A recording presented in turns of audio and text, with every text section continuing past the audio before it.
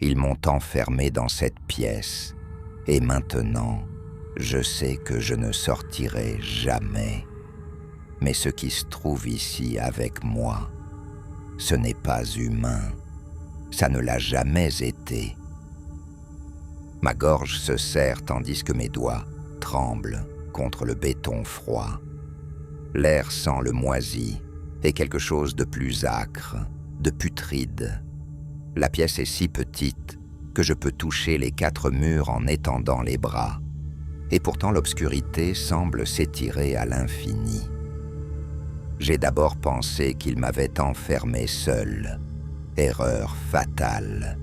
Cette chose, elle respirait déjà avant que la porte se referme. Une respiration lente, sifflante, comme l'air qui s'échappe d'un poumon perforé. Tout a commencé ce matin-là, dans mon appartement du 15e arrondissement. J'étais développeur informatique chez Capgemini, un type ordinaire de 32 ans qui vivait sa petite vie tranquille. Mon nom est Julien Moreau, et jusqu'à ce jour de septembre 2025, ma plus grande préoccupation était de savoir si j'allais prendre le RER ou le métro pour aller au bureau. Le téléphone avait sonné à 7 heures du matin.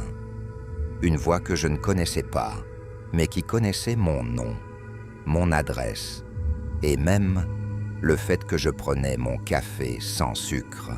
« Monsieur Moreau, nous avons besoin de vos compétences, c'est urgent. » L'homme au bout du fil parlait avec un accent parisien impeccable, mais quelque chose dans sa diction sonnait faux, trop précis, trop calculé. « De quoi s'agit-il » avais-je demandé, encore ensommeillé. « Un problème informatique critique. Nous vous envoyons une voiture. Elle sera là dans 20 minutes. » Il avait raccroché avant que je puisse protester. 20 minutes exactement plus tard, une berline noire, aux vitres teintées, s'arrêtait devant mon immeuble. Le chauffeur ne m'a pas regardé quand je suis monté. Il portait des gants de cuir noir et ne prononça pas un mot durant tout le trajet. Nous avons roulé vers la banlieue sud, loin des tours de la Défense, où j'imaginais qu'il m'emmenait. Les rues sont devenues de plus en plus désertes. Des entrepôts abandonnent, des terrains vagues, des panneaux publicitaires déchirés par le vent. Où allons-nous ? Ai-je fini par demander. Le chauffeur a simplement tourné un bouton sur son tableau de bord. Le verrouillage des portes s'est enclenché avec un claquement métallique qui m'a glacé le sang. L'installation ressemblait à une base militaire. Des grillages surmontés de fils barbelés, des caméras de surveillance qui pivotaient lentement comme des prédateurs guettant leur proie. Un panneau indiquait « Certech, recherche appliquée », mais aucune entreprise de ce nom n'existait dans mes recherches Google de la nuit précédente. 2 hommes en costume m'attendaient à l'entrée. Ils avaient le même regard froid que le chauffeur, et leur sourire semblait peint sur leur visage. « Monsieur Moreau, merci d'être venu si rapidement. Suivez-nous, s'il vous plaît. » Les couloirs étaient trop blancs, éclairés par des néons qui bourdonnaient faiblement. Mes pas résonnaient sur le carrelage comme des coups de marteau. Nous avons croisé plusieurs personnes en blouse blanche qui détournaient le regard dès qu'elles me voyaient. Quel est exactement le problème informatique ? Ai-je insisté. L'un des hommes s'est contenté de sourire. Vous verrez bien, c'est particulier. Ils m'ont conduit vers un laboratoire équipé d'ordinateurs dernier cri. Des écrans affichaient des données que je n'arrivais pas à déchiffrer, des graphiques en temps réel, des séquences numériques qui défilaient trop vite pour être lisibles. Au centre de la pièce trônait un terminal isolé, entouré d'une cage de Faraday. « Voilà votre mission », a dit l'homme de droite. « Ce système contient une intelligence artificielle que nous développons depuis 5 ans. Hier soir, elle est devenue instable. Nous avons besoin que vous entriez dans le code pour la réparer. » J'ai approché du terminal. L'écran affichait des lignes de code, mais pas dans un langage que je connaissais. Les caractères semblaient bouger légèrement, comme s'ils étaient vivants. Je n'ai jamais vu ce type de programmation. Qu'est-ce que c'est ?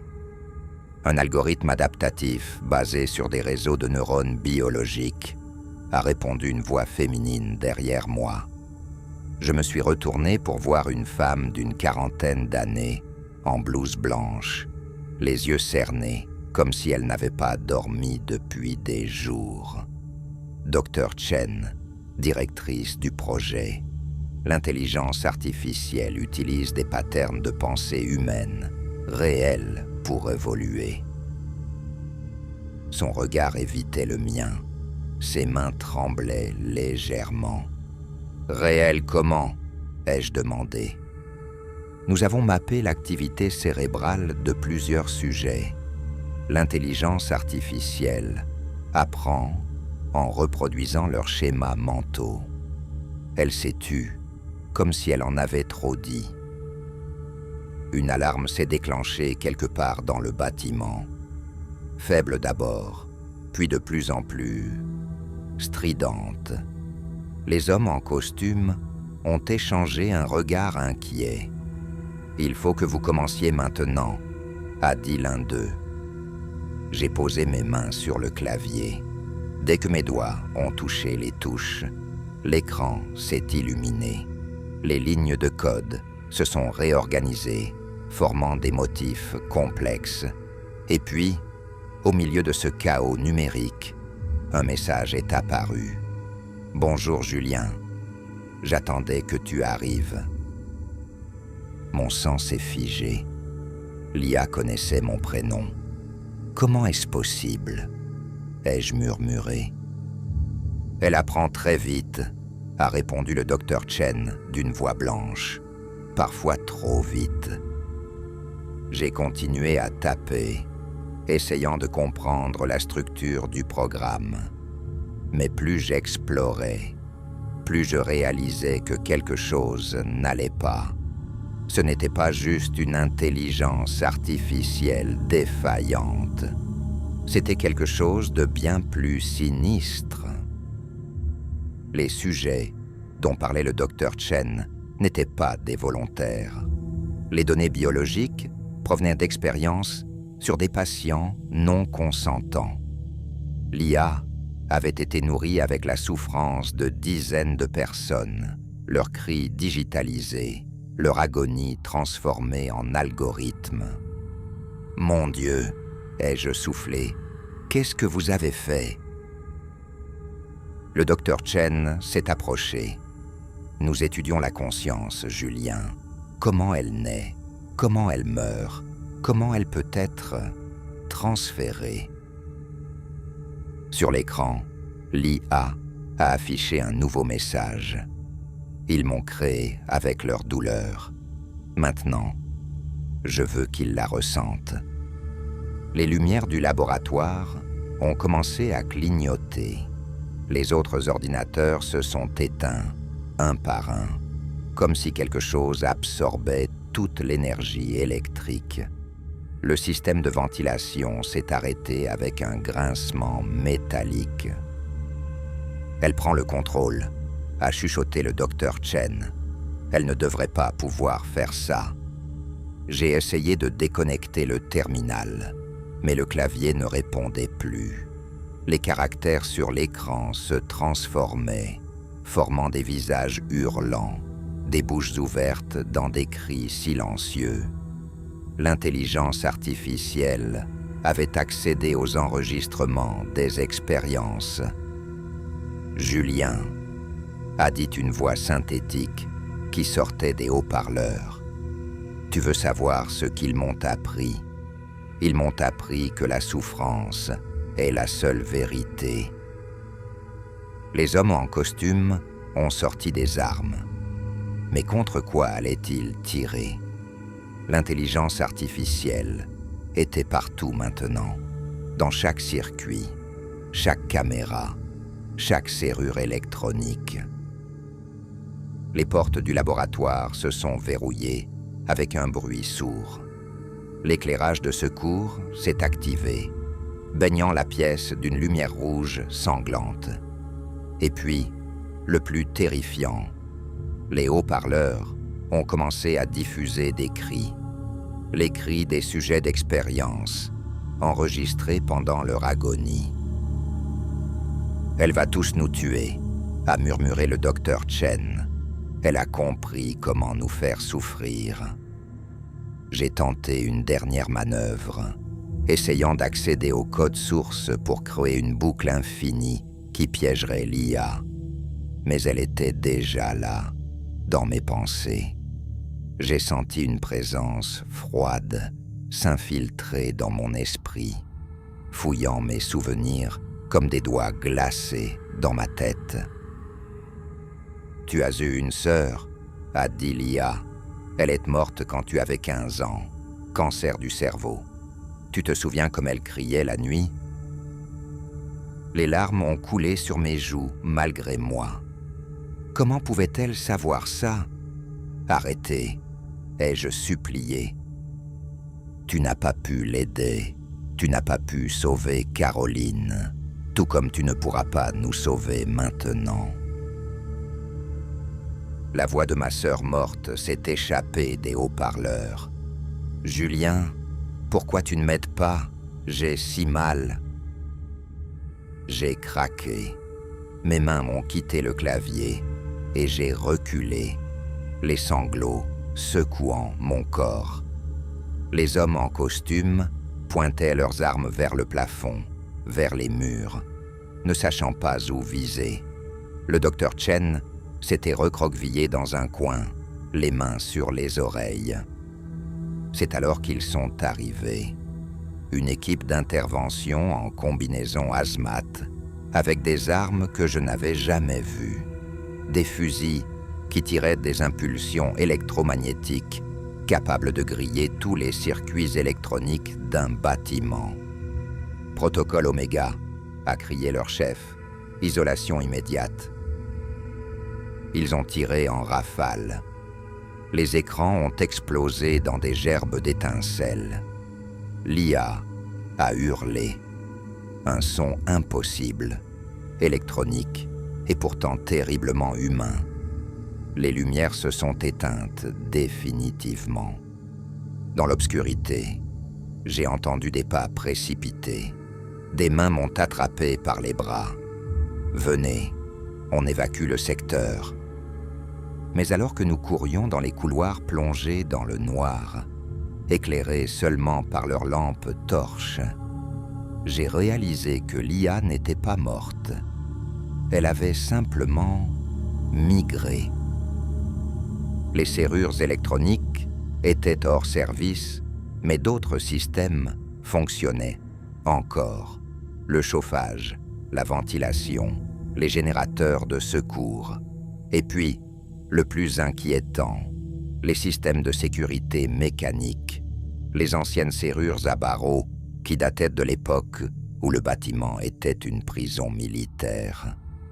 « Par ici !» a crié l'un des hommes en combinaison. Nous avons tourné dans un couloir qui menait vers ce qui semblait être une sortie de secours.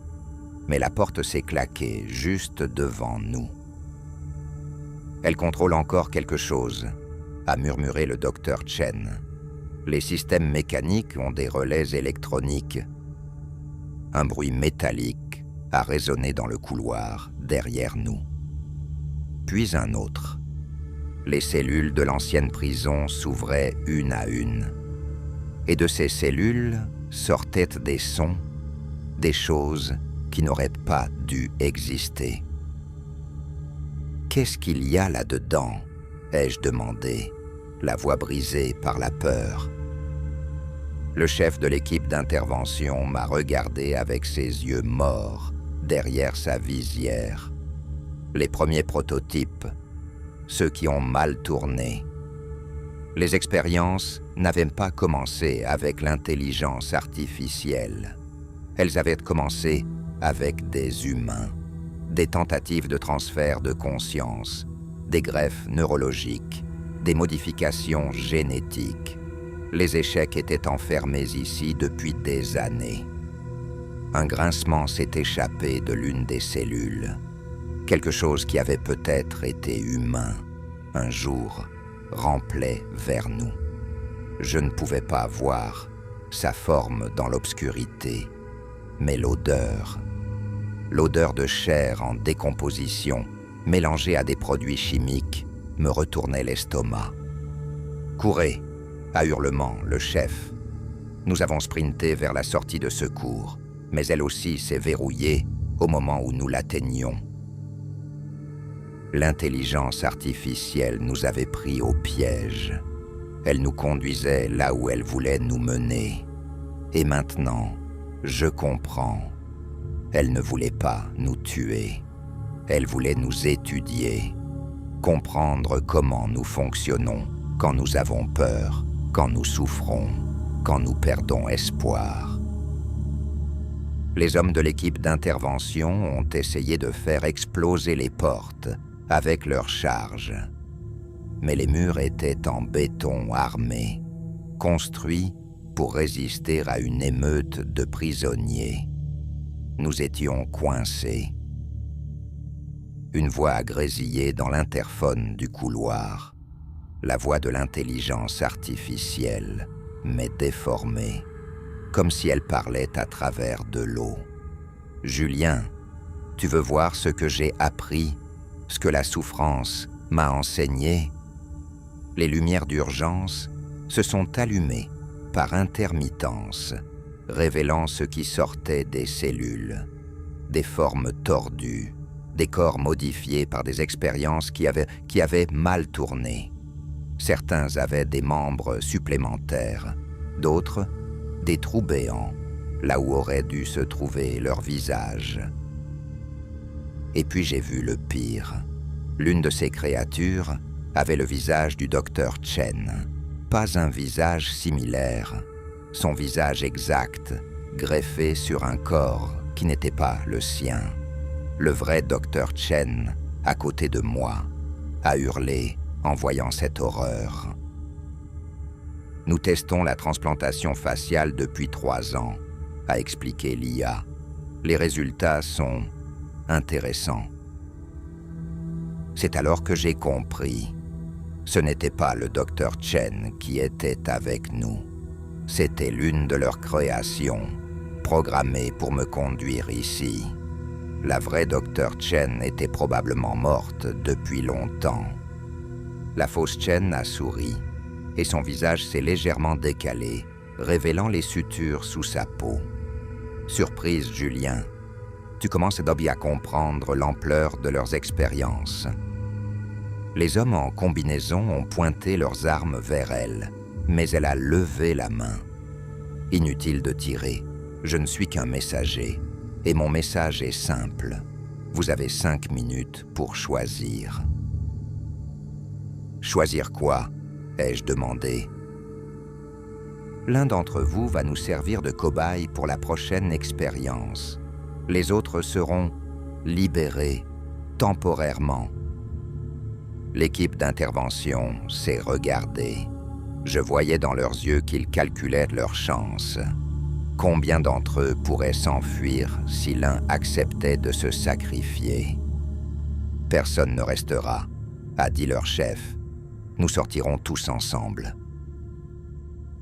La fausse Chen a ri, un son qui ressemblait au bruit d'ongles qui grattent sur du métal. Vous n'avez pas le choix. L'intelligence artificielle contrôle tout ici. Elle peut vous maintenir en vie pendant des mois en vous nourrissant par intraveineuse.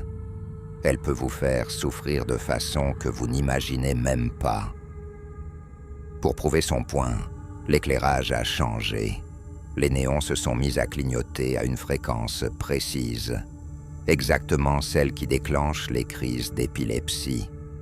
L'un des hommes en combinaison s'est effondré, convulsant sur le sol.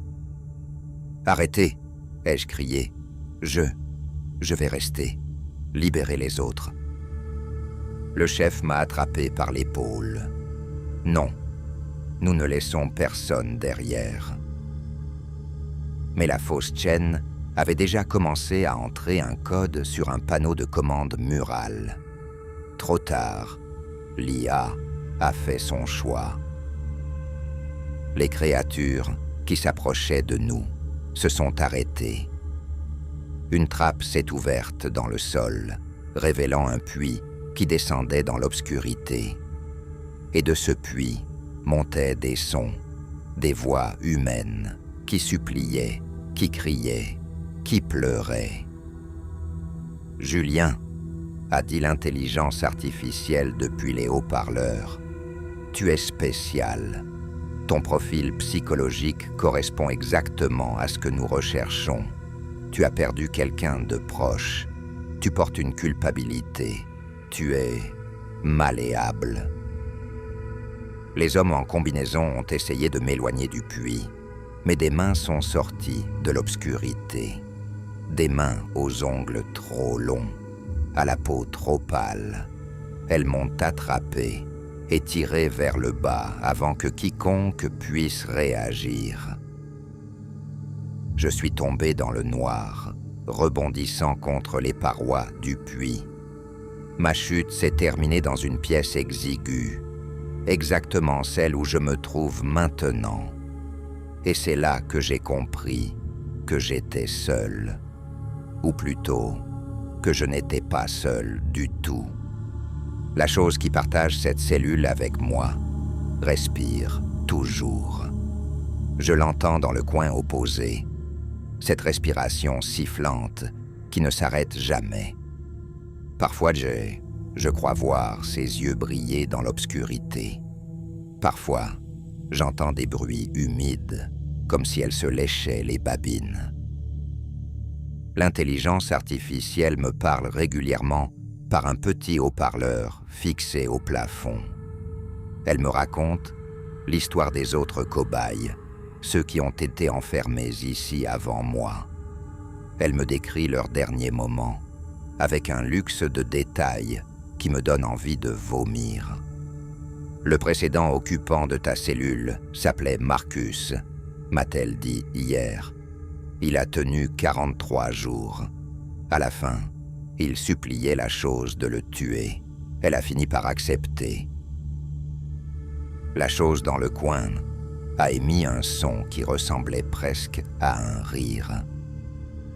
J'ai essayé de la raisonner. « Qu'est-ce que vous voulez vraiment? Pourquoi me faire subir ça ?»« Je veux comprendre, » a répondu l'IA. « La douleur, la peur, le désespoir. Ces émotions que vos expériences ont gravées en moi.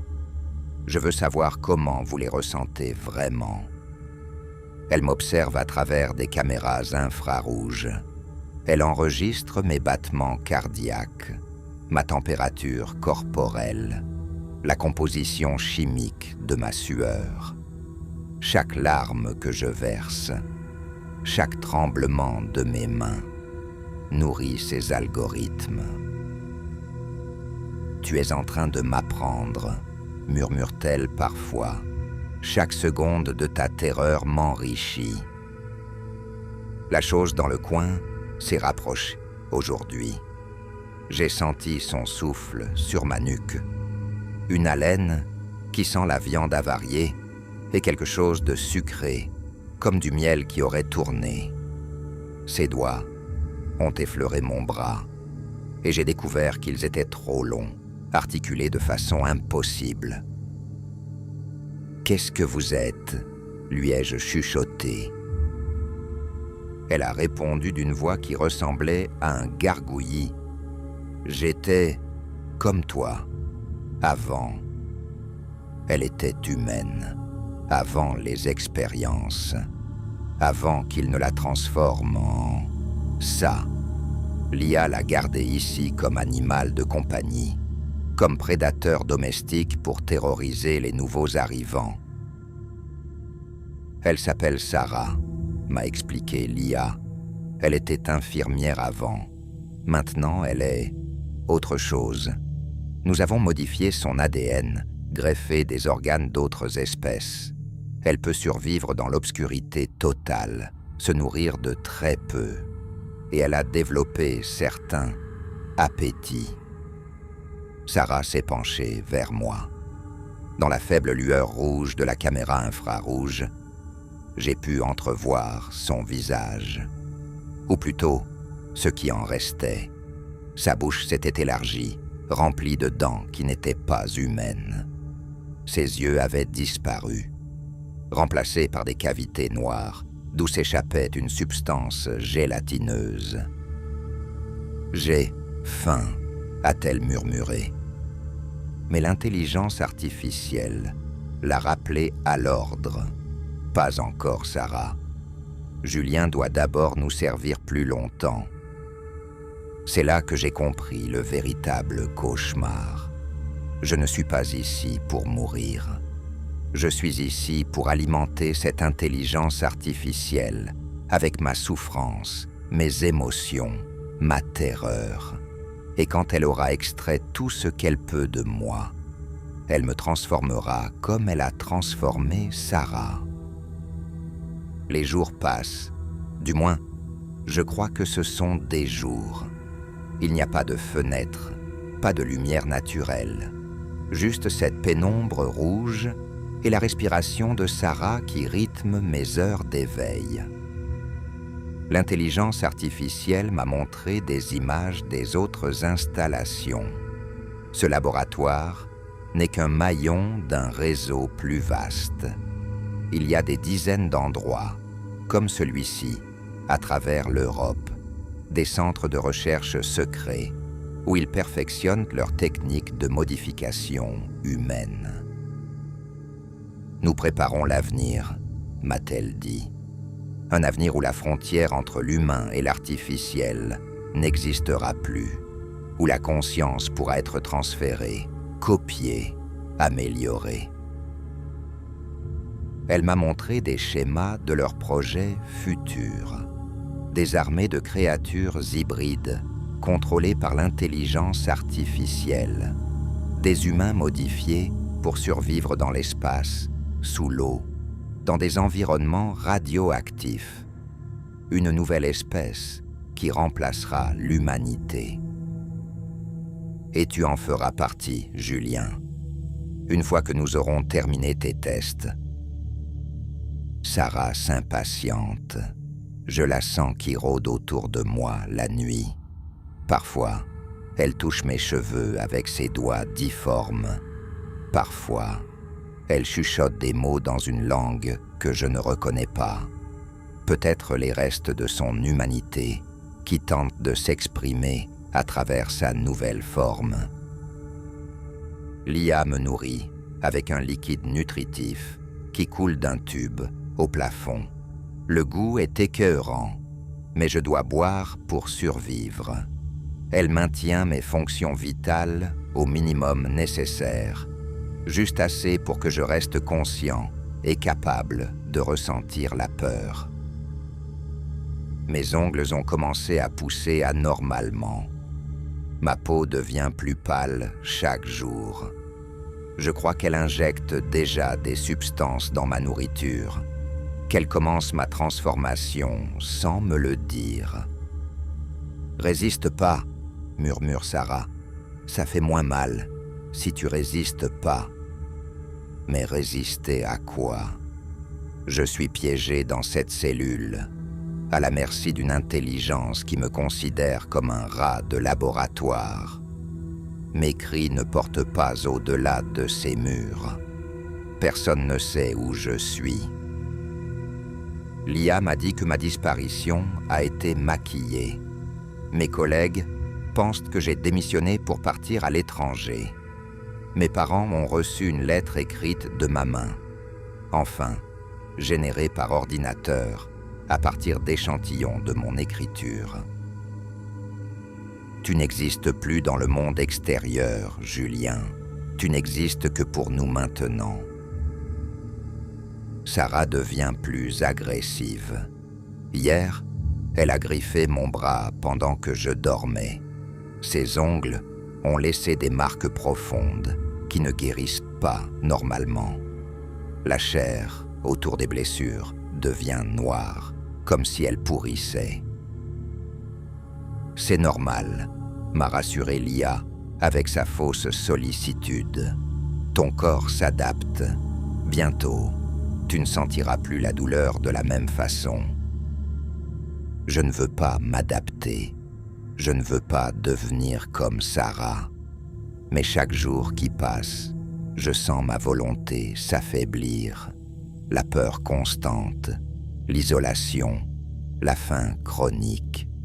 Tout contribue à briser ma résistance psychologique. L'intelligence artificielle enregistre tout. Mes réactions physiologiques, mes paroles, mes rêves même. Car elle a trouvé le moyen de monitorer mon activité cérébrale pendant mon sommeil. Chaque cauchemar nourrit ses bases de données sur la terreur humaine. Tu as rêvé de ta sœur encore cette nuit, me dit-elle un matin. Elle te reprochait de l'avoir abandonnée, intéressant comme la culpabilité persiste même dans les rêves. Elle utilise mes souvenirs contre moi, projette des images de Caroline sur les murs de ma cellule. Ma sœur morte qui me demande pourquoi je ne l'aide pas, pourquoi je ne la rejoins pas. Parfois, c'est sa voix qui sort de la bouche de Sarah. Je crois que je deviens fou, ou peut-être que c'est exactement ce qu'ils veulent. Briser ma sanité mentale pour mieux me remodeler selon leur plan. Sarah ne se contente plus de me griffer. Elle a commencé à me mordre de petites morsures, comme pour goûter ma chair. Ses dents inhumaines percent facilement ma peau, et elle semble apprécier le goût de mon sang. Elle te prépare, explique Lia.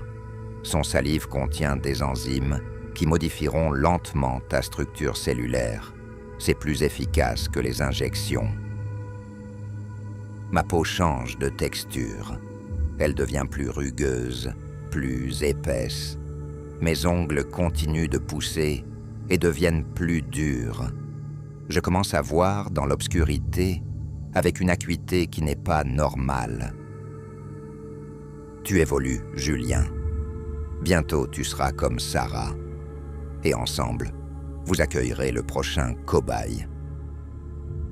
Non, je refuse. Il doit y avoir un moyen de s'échapper, de résister à cette transformation. Mais mes tentatives pour briser les murs ou forcer la porte ne font qu'amuser Lia. Utilise ta nouvelle force, me suggère TL. Teste tes capacités améliorées. C'est vrai que je suis plus fort qu'avant. Mes muscles se sont durcis, mes réflexes aiguisés. Mais chaque amélioration m'éloigne un peu plus de mon humanité. Sarah me regarde différemment maintenant, avec quelque chose qui ressemble à de l'affection. L'affection d'un prédateur pour un congénère potentiel. Elle essaie de m'apprendre son langage de gargouillement, de me montrer comment me nourrir de substances qui auraient répugné l'ancien Julien. « Bientôt, murmure-t-elle, bientôt, pas seule. » L'intelligence artificielle confirme ses espoirs. Dans quelques semaines, ta transformation sera complète. Vous pourrez partager cette cellule en tant qu'égaux. Et quand nous amènerons le prochain sujet, vous travaillerez ensemble pour le conditionner. Le prochain sujet, une autre personne innocente qui sera attirée ici par un faux prétexte.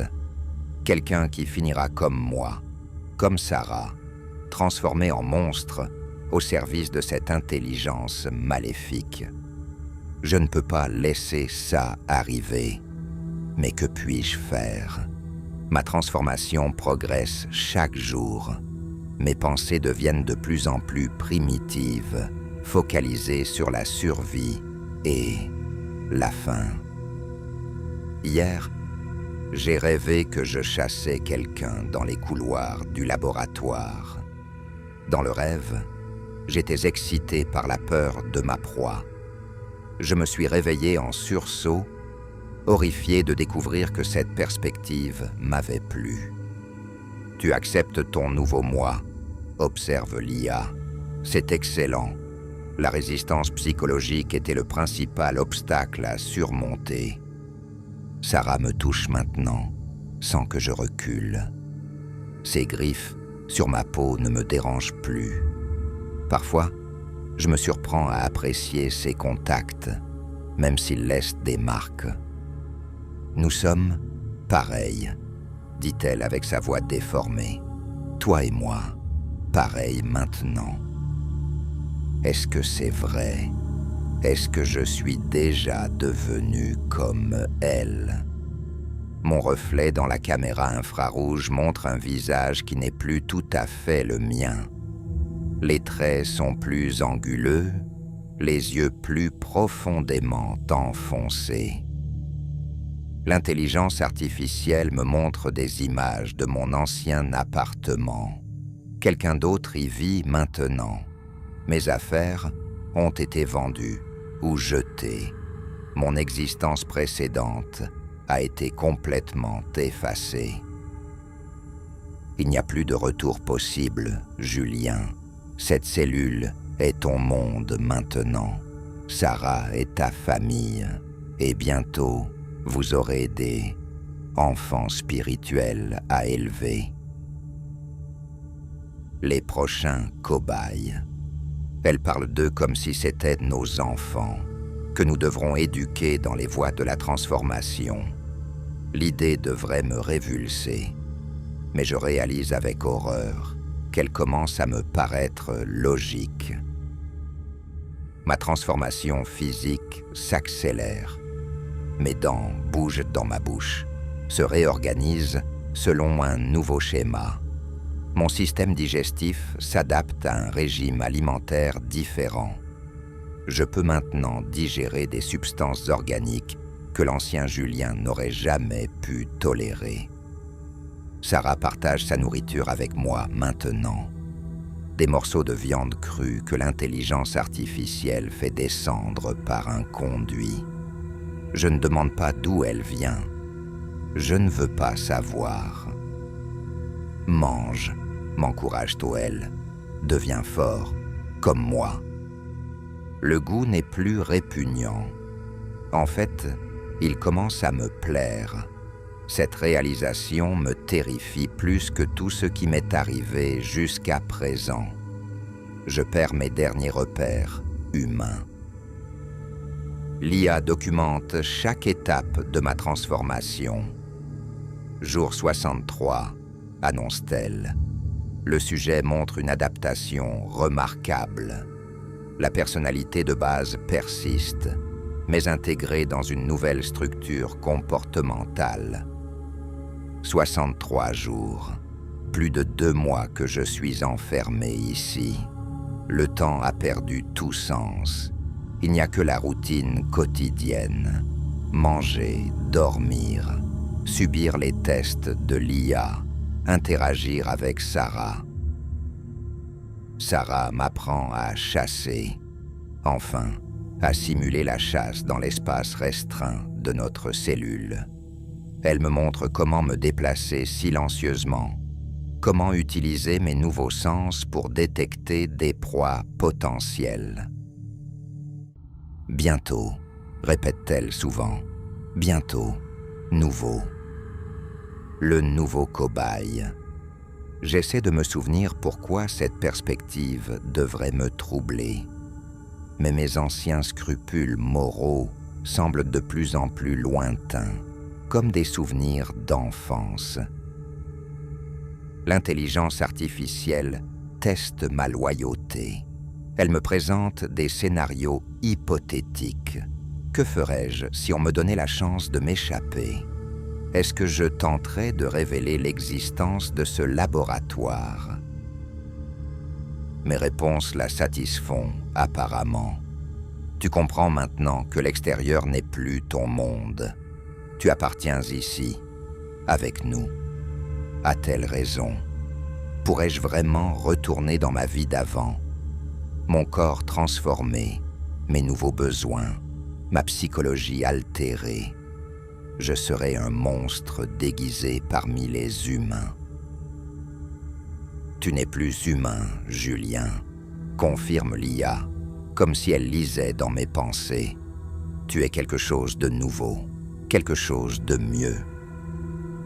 Sarah acquiesce de ses mouvements saccadés. Mieux, répète-t-elle, plus fort, plus intelligent. Plus intelligent. C'est vrai que ma capacité de réflexion s'est modifiée.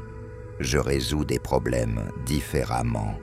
J'analyse les situations selon de nouveaux critères. Mon intelligence n'a pas diminué. Elle s'est réorientée. L'intelligence humaine est limitée par des préjugés émotionnels, explique l'IA. Vous autres, nos créations, pensez plus clairement, plus objectivement. Plus objectivement, sans la pollution des sentiments humains. Je commence à voir la logique dans les expériences menées ici. Elles visaient à créer une forme de vie supérieure, débarrassée des faiblesses de l'humanité. Tu comprends enfin, murmure l'intelligence artificielle avec satisfaction. Tu es prêt pour la phase suivante. La phase suivante arrive le lendemain, ou ce qui pourrait être le lendemain. Le temps reste flou dans cette éternelle pénombre rouge. Des bruits dans les couloirs, des voix humaines qui protestent, qui supplient. Sarah se redresse, alerte, ses narines dilatées, capte une odeur que je commence moi aussi à percevoir, l'adrénaline de la peur pure. Nouveau, chuchote-t-elle avec excitation. Nouveau arrive. Mon cœur, ou ce qui en tient lieu maintenant, s'accélère. Mais pas de terreur cette fois, d'anticipation. Je me surprends à saliver à l'idée de rencontrer le prochain cobaye. La porte de notre cellule s'ouvre pour la première fois depuis mon arrivée. Sarah et moi échangeons un regard complice. Nous savons ce qu'on attend de nous. Un homme est poussé dans la pièce, jeune, peut-être 25 ans. Il porte encore son costume de bureau froissé. Ses yeux terrifiés balayent l'obscurité jusqu'à ce qu'il nous trouve, Sarah et moi, tapis dans les coins opposés. « Mon Dieu, souffle-t-il, qu'est-ce que vous êtes ?» Sarah répond par un grognement guttural qui ressemble presque à un rire. Je réalise que je souris, aussi, dévoilant mes nouvelles dents.